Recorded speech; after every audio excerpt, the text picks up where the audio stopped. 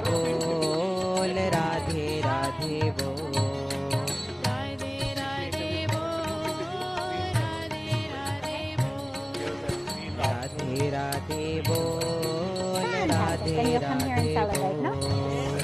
Wonderful, wonderful, wonderful, wonderful, wonderful.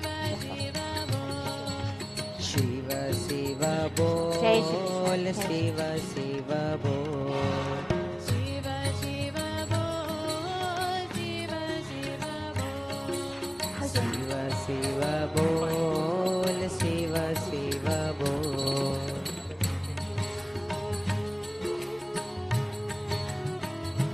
How are you? Good.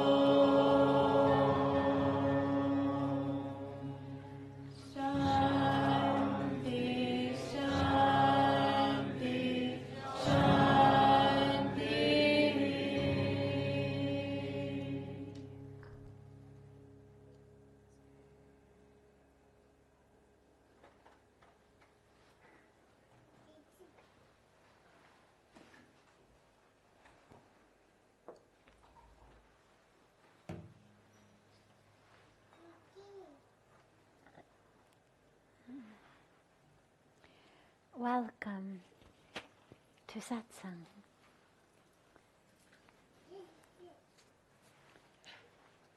We'll begin with one of the questions that's come in advance and then open it up to any question that anyone here may have.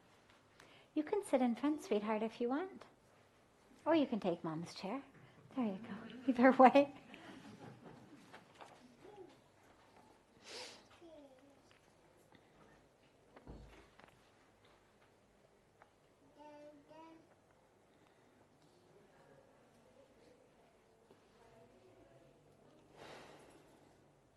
Why do people care so much about what other people think about them? why do they crave so much attention? Like on social media, numbers of likes and follows. So it would be a much more mild dilemma if humans yearning for the approval of others were as recent as Facebook.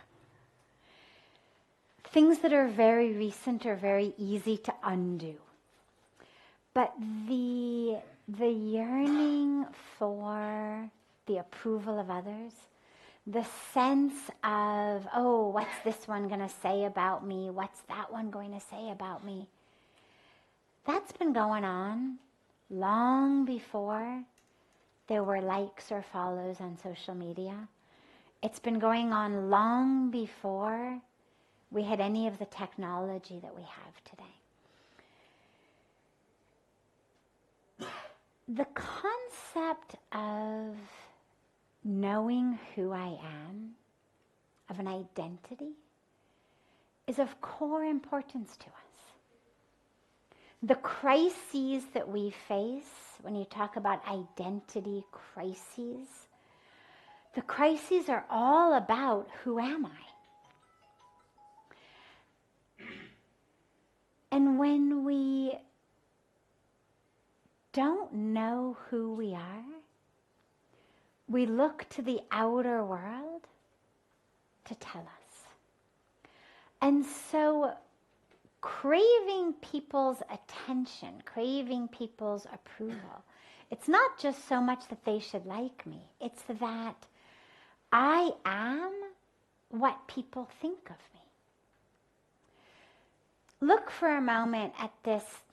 The question raised the issue of social media, so let's take it a step farther. Look at this craze of selfies, okay? Because it gives us a lot of insight into actually what it is that is propelling this. Now, long before selfie sticks were invented, you could only get that phone as far away as your arm, which means you can't get it very far away at all. Which means if you look at selfies that are taken without a selfie stick, what is the vast majority of the frame taken up with? Your face, right? Face of the person taking the picture. Now, here I am at the Eiffel Tower. Here I am at the Grand Canyon. Here I am at the Taj Mahal. And what are you seeing in the frame? My face. Here's my face with a little bit of steel behind it. Here's my face with what looks like a little bit of brown dirt behind it. Here's my face with what looks like a little bit of white marble behind it. That's me at the Taj, at the Grand Canyon, at the Eiffel Tower. Pictures of my face. Now, you take it a step further. After we've taken the selfie, it's never enough to just take it. The point of selfies is not to fill up my phone with lots of pictures of myself so that I can just look at them all the time. The point of selfies is, what do we do with selfies? We post them, right? Of course, we post them. We send them to people, we share them. And when we post them, what do we want? Likes, comments, exactly. Now, it's really interesting when you look at the psychology of that, okay? Because what you've got is perhaps the most oddly composed artistic image ever. Because, of course, taking a selfie, as any good photographer knows, you can't actually even get the proper angle, the proper lighting, the proper way. So there's no selfies that are actually beautiful portraits of the self. The face is always at some weird angle. Some part of it always looks way too big. Some other part always looks way too small. The lighting is always off because your hand is right there blocking the light, creating the shadow. So they're not even good artistic images. You can't actually see the Taj or the Eiffel Tower or the Grand Canyon because my face is blocking it. What is it that's going on? Because then when I post it, it's all about the likes and the comments. And if we post a selfie and you don't get any likes, like nobody comments, it's anxiety producing. I mean, people keep checking the phones. Why is nobody commenting? What? And you realize what it's about has nothing to do with my ability as a photographer. It has nothing to do with my beauty, because if it were all about beauty, I would get someone who actually could take a good picture, and I would say, now get me in my right angle, get me in the right way, take a good picture. So it's not about my skills as a photographer. It's not about my beauty, because I know that this selfie has distorted my face. It's not about actually showing people the scenery where I am. It's all about this drive for our existence to be validated by the world. If I take a selfie and lots of people like it and comment, oh, phew, I exist. I take a selfie and post it and no one likes it or comments. It's that anxiety of, well, didn't anybody see it? Doesn't anybody care? Meaning, don't I exist?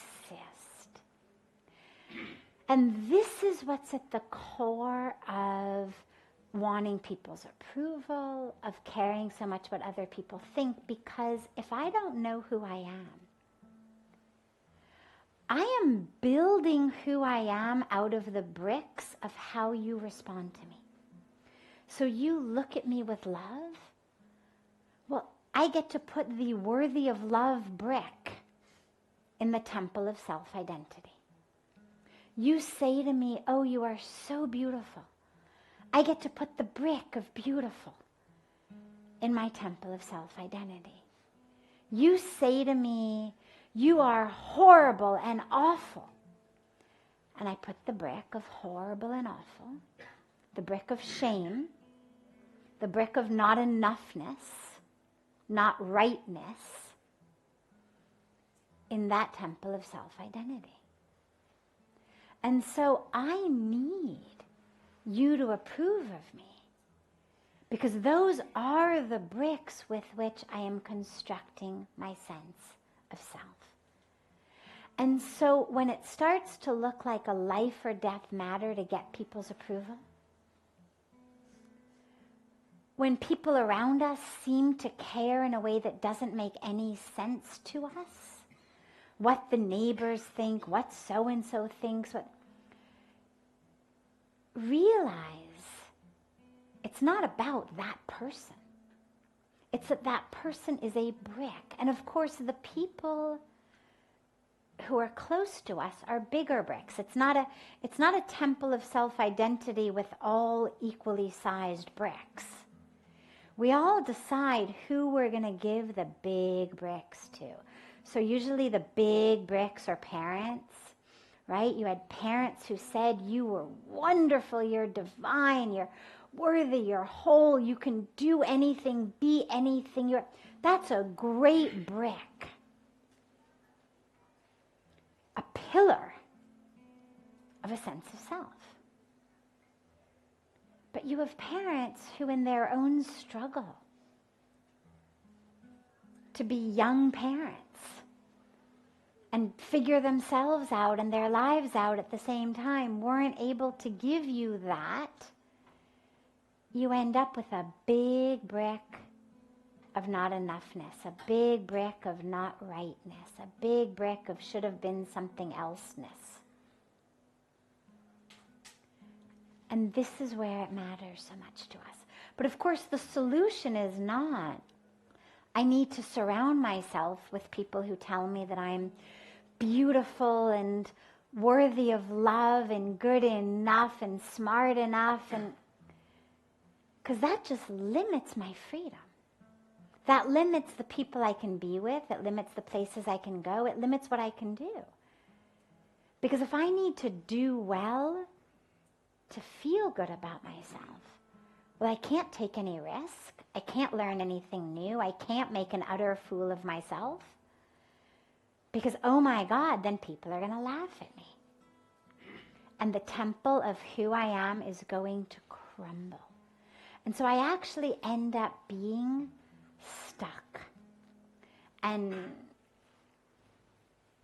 in my own jail. And so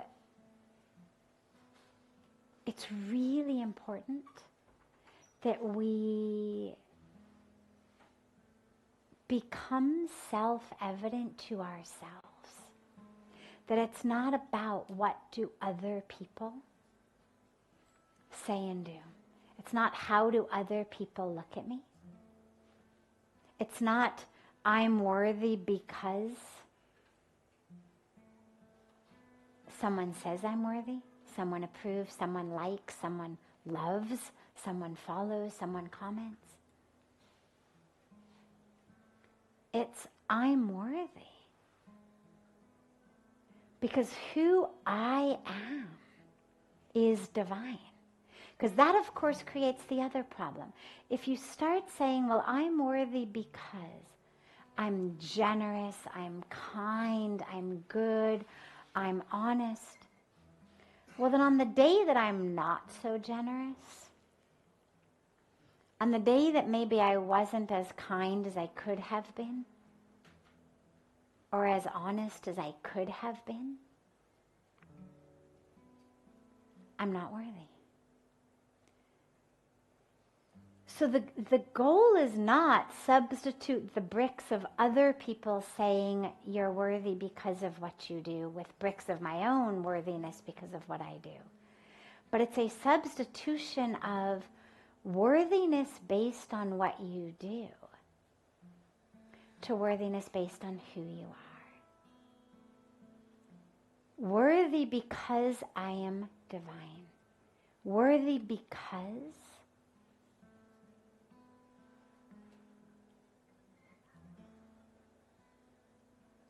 that creator,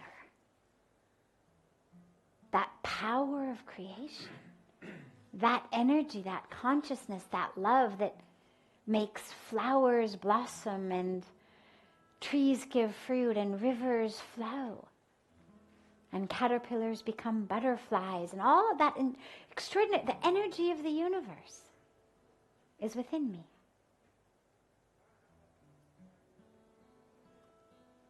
I am that. When we chant So Hum or Aham Brahmasmi or any of these beautiful little mool mantras, you can say, foundational mantras, what do they all mean? I am God. I am that. Not that all of divinity all over the world has left everywhere else and has coalesced only in this 5'3" being. Not that I've somehow sucked the divinity out of the rest of the world and it's all now here. Not that my awareness of my divinity has made me less aware of others' divinity. Rather, it's the opposite. The awareness of who I am gives me an awareness of who others are. Because if I'm divine, so are they. And so this is where the only solution to constantly needing other people's approval, to that social media anxiety, that stand up in front of the class and do a math problem on the board anxiety, that fear of public speaking anxiety, that all of that afflicts us. The solution to it all is the same. when you know who you are, even if people laugh, even if people criticize, even if people condemn, even if people ignore, the temple of self-identity doesn't crumble because it's not made of those bricks. It's made of bricks of truth.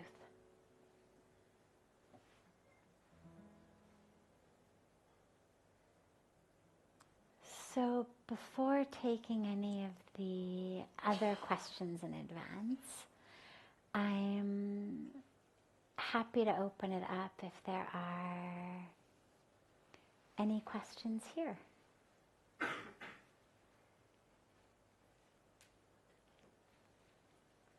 Yes. Why do you think stories are so universal? I'm so sorry, why do we think? Yeah, just stories are so universal. Why do I think stories are so universal? The telling of stories. Yeah, storytelling. Two reasons.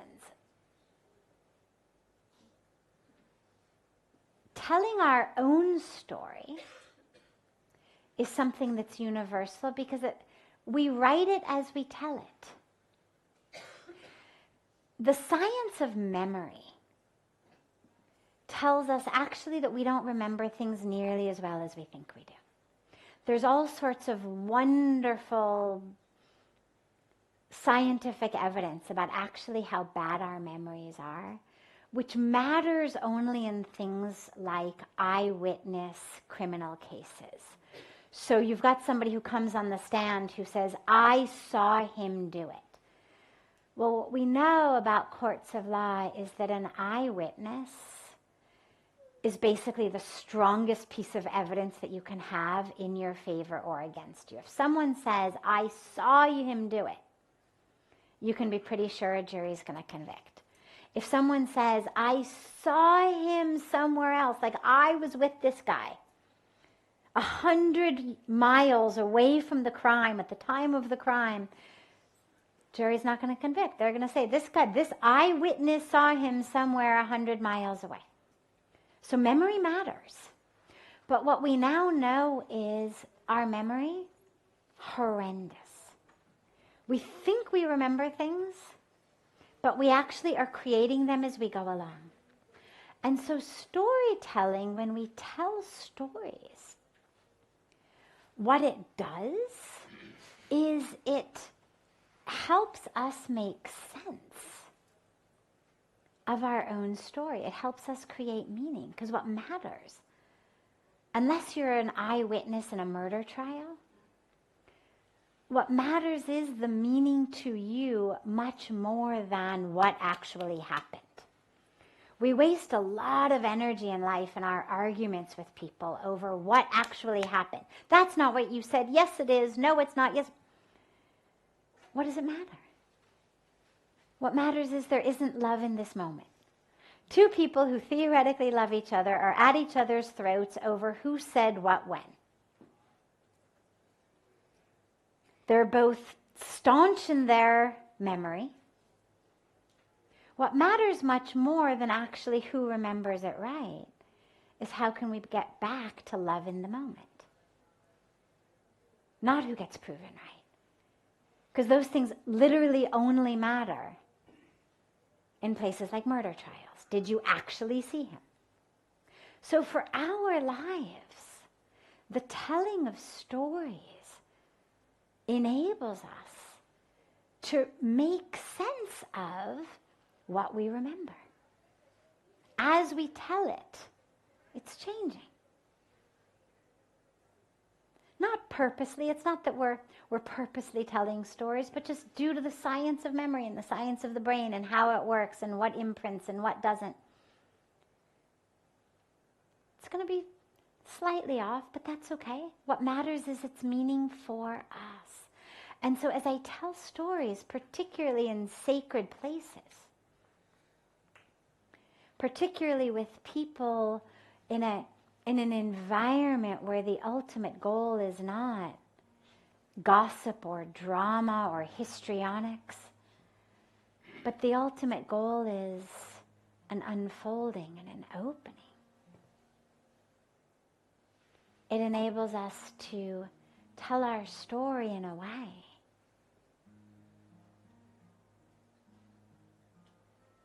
that helps us find meaning in it. Because of course the meaning of a story is what's interesting to people. And if I'm the storyteller, one of the things I'm going to be acutely aware of as I'm telling it is, are people bored? Is this a good story? Are they listening? Are they paying attention? And so I'm gonna find the meaning in it, because the meaning is what's interesting. And so it's a very, very powerful technique. But before I get to the other aspect of storytelling, the important piece here, though, is be careful about the environment in which you do storytelling. Because the agenda of the people to whom you are telling it, what they're looking for, has a huge role to play with the meaning you're going to find. So, for example, I'm in school. I want the popular kids to want to play with me, let's say. And whether it's school, whether it's the workplace, whether it's the neighborhood, whatever it is. But let's just take school for a moment. It's easier to think about in that way. I want the popular kids to play with me. They ignore me. But I've got a good story. Something happened yesterday. It's a juicy, juicy story. So I go over to them and I say, God, you're never going to believe what I saw yesterday. Well, I'm going to tell that story in as juicy a way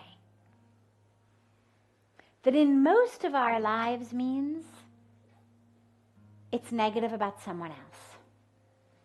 Juicy gossip, by definition, tends to be negative about somebody else or somebody else's secret or some kind of scandal or something. So if the agenda in storytelling is the drama of it, then neither am I being healed or helped, nor are they. That becomes actually a way of coming out of the truth of the moment into a false drama that just creates suffering.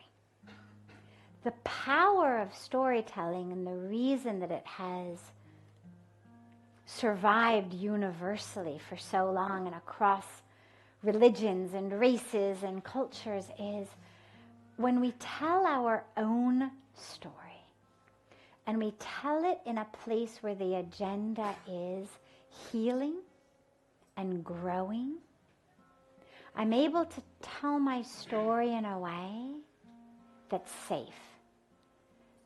And I'm therefore able to tell it in a way that helps me to find growth and meaning. I'm not looking to impress you or fascinate you or shock you. I'm looking to share my meaning. And in sharing my meaning, I find my meaning. And the other aspect of storytelling that's so universal is the stories that aren't about us, but aren't gossip, the parables, the types of stories that are in our scriptures that all of our religions have.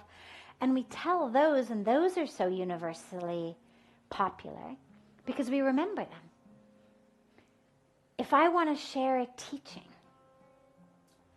and I want to share it in a way that I know you're going to remember, I'm going to give you a story. Because we remember stories. And we remember the moral of the stories.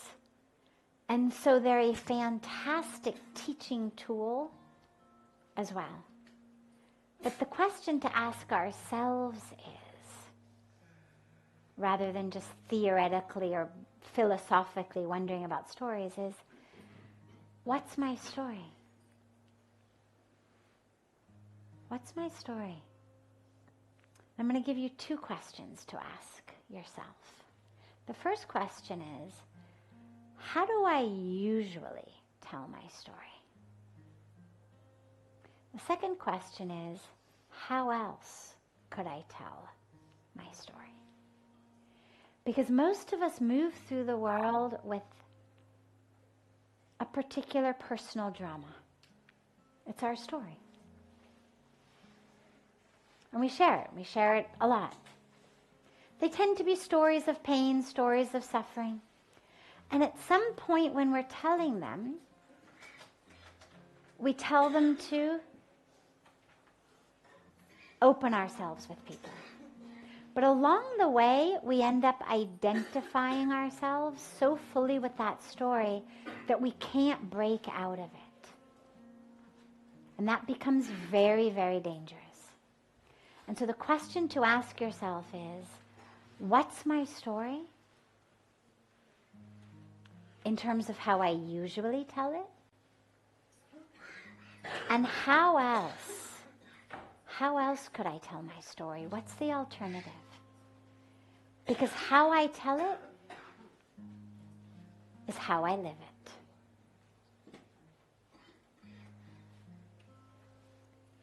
And if I keep telling the same story over and over again, I'm a victim of this is what happened, that's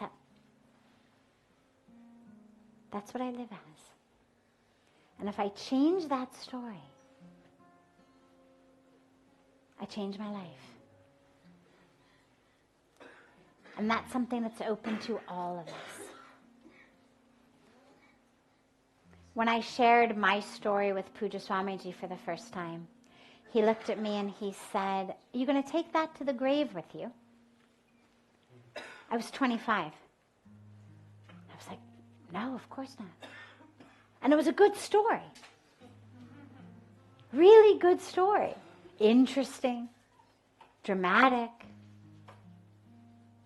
I said, "Are you going to take that to the grave with you?" He said, "You're going to give it up a day before you die?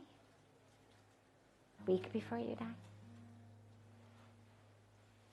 He said, "You're waiting for someone to come in and draw the line for you and tell you can give it up." He said, "No one will." So I feel on so many levels so deeply grateful to have come here and found him, but particularly with regard to the story,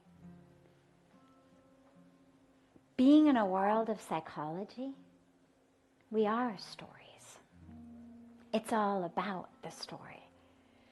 And knowing that ultimately it's about breaking out of the story, changing the whole story, changes everything. When the story becomes the identity, it suffocates us. But when we use the story, or a different version of the story, to carve our path to freedom, it becomes completely different. And that's the way. That's the way to find your freedom. It's all right, I've told the story like this for 10 or 20 or 40 years. What's another way of telling this story?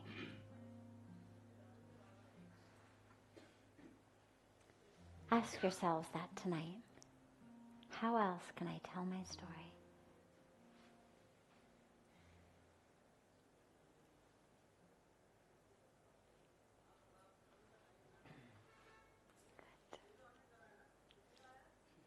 Good. Yes.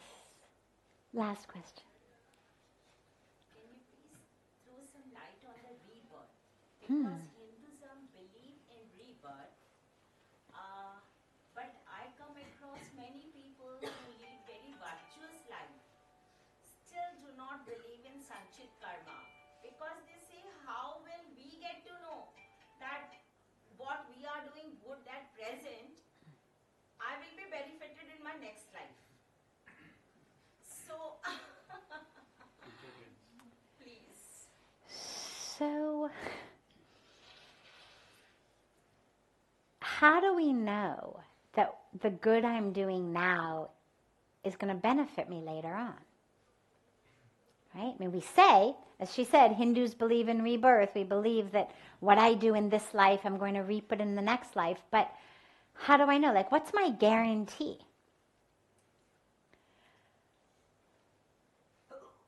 If it's not true, it's the best scam in history. Right? I mean, think about it. If it's not true, but we have convinced billions of people, because if you think about it, as long as our philosophy has gone on, how many people have lived and died and lived and died, but doing good things because they think they're going to get something or benefit in some way, as you say later on. If it turns out it's not true, best scam in history. If we look at it in that way. And this is the dilemma in how we look at it. If I'm doing something good now, because I think I'm going to benefit in my next life, there will always be a doubt, number one. Number two, I will never actually be living in the present. That, to me, is actually a very, I don't want to say weak, but a very disengaged way of living. I'm doing something I don't want to do now, but it's good because in my next birth, I will get a reward for it. Okay? It's like how you raise children. Eat your vegetables, you'll get a cookie. Do your homework, I'll buy you a bike. Now, the dilemma with that is we're not children. And the motivation for what we do needs to be a lot deeper than what I'm going to get in my next life.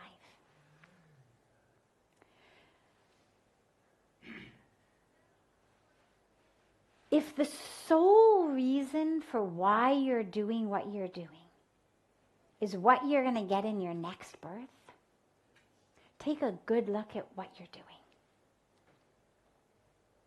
Because what it means is that where you are and what you're doing is not something that on any level is in line with your heart, but that you've convinced yourself, वो तो कोई बात नहीं, अगली जीवन में तो सब ठीक हो जाएगा, पुण्य मिलेगा अगली जीवन में. That's depriving you of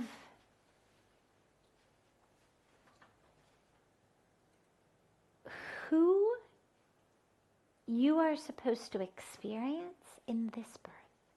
The you, the truth of you. Now, yes, there's rebirth. We know that. I won't go into that here, but we've actually got a lot of scientific evidence. We know through science, through people who remember past births and all of the stuff that's been validated and whatnot, we know that. But that's not what's at stake here. What's at stake is your connection with God, your fullness, your waking up, your light in this life. Because you don't have to wait till next life. The goodness of what you do.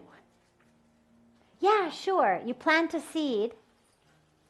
You'll get nice fruit sometime in the future or next life. Great. But in the planting of the seed, in doing those things that are good, if you're not connecting with that force of goodness that's flowing through you, because you're not the doer. Neither are we the doer of things that are good nor bad. I mean, we are not the doers.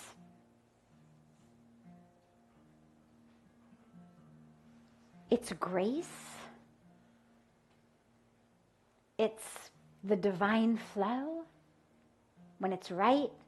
It's ignorance when it's wrong. it's us blocking the flow when it's wrong. But either way,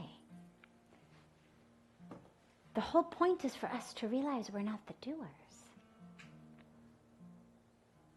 And so as you're doing, rather than being focused on what am I going to get in my next birth, be focused on how can I, in this moment,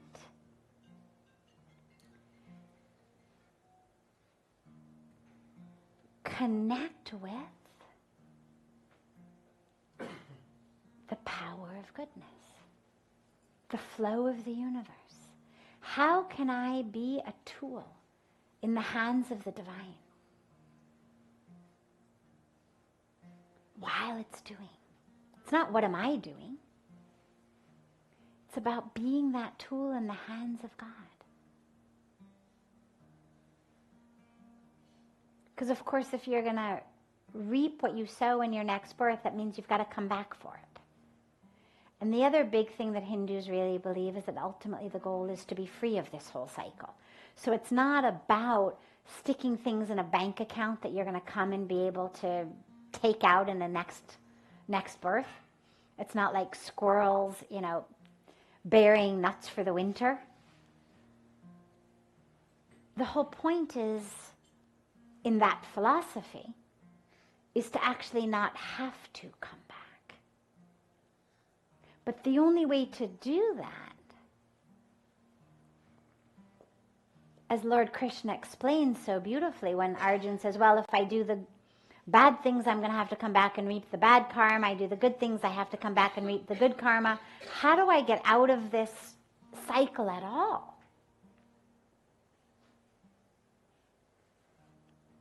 And Krishna says, only by fully surrendering to me, by realizing I'm the doer, you're not the doer. And so ask yourself how in this moment, forget next life. Kuch hone wali nahi hai, forget it. But scriptures emphasize a lot. I know that. If you are not getting the fruits of good karma in this birth, then in the next you are bound to get it. So our scriptures only emphasize I know. that. Yes, I know. So here the dilemma arises. So you will get them. You will get them. But my point is, 2 points. Number one, coming back to get them is not the ultimate goal. The ultimate goal is breaking free of the whole cycle so you don't have to come back at all.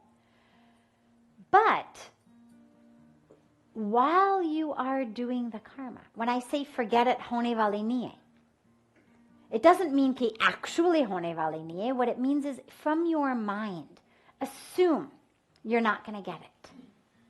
From Really salvation. I'm sorry? Salvation is there. Liberation is there.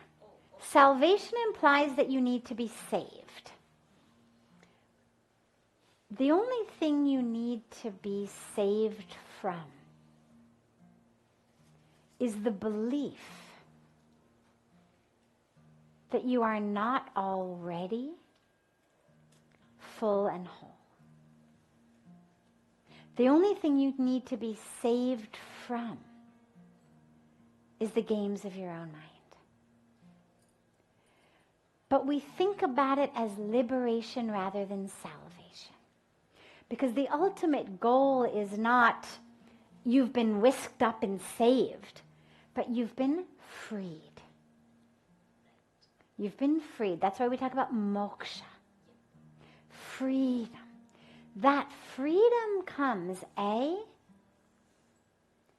when I don't have to come back to reap my karma. The only way to do that being I surrender all to God and realize I'm only a tool. But number two, the ultimate freedom comes as I'm doing it, to not be thinking what I'm going to get in my next birth. If it happens, it happens. If it doesn't happen, it doesn't happen. But right here and right now, that's in your hand. Right now is all you've got in your hands. The rest is theory. Scriptural theory, philosophy theory, theology theory, whatever theory you want to call it. It's theory. Now, a lot of us believe in the theory. I do. But the only thing you've got in your hands right now is the present. And so why not? Whatever it is that you think next life you're going to get that you didn't get this life, get it right now. It's not about gold and diamond and mansions and this and that.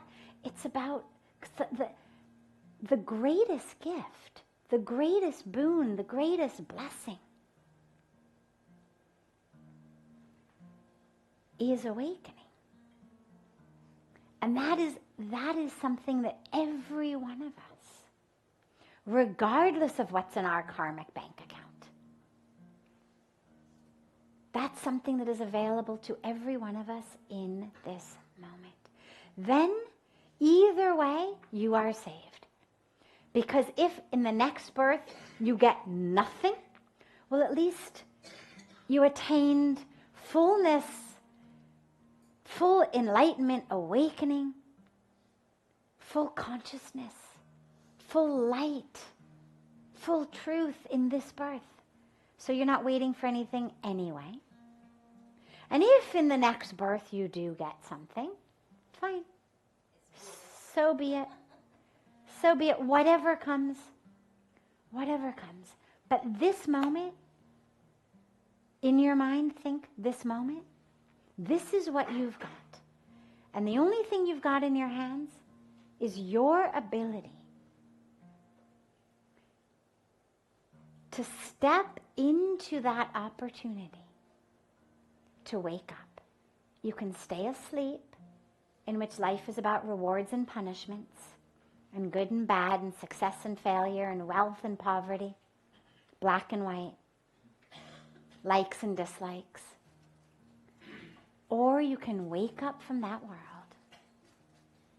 and actually experience the fullness of the self. And that's up to you. And you can do it right here, right now. You can do it tomorrow. You can wait till your next birth. Entirely up to you. Thank you. Actually, it was his question. Wonderful. I could never satisfied him. Wonderful. Well, you know what's so perfect about that is you begin by being a tool in his hands, which gets you very nicely prepared to be a tool in God's hands. If you're so ready to be a tool in his hands, then being a tool in God's hands should come very easily. And you see how nicely it turned out for everyone. See, when you selflessly offer yourself as a tool, what you find is not just the one in whose hands you offered yourself benefits, but you benefit, and so many benefit. And this is what happens in the world. When we offer ourselves as a tool in God's hands, it's not about God benefiting. We benefit, and the world benefits.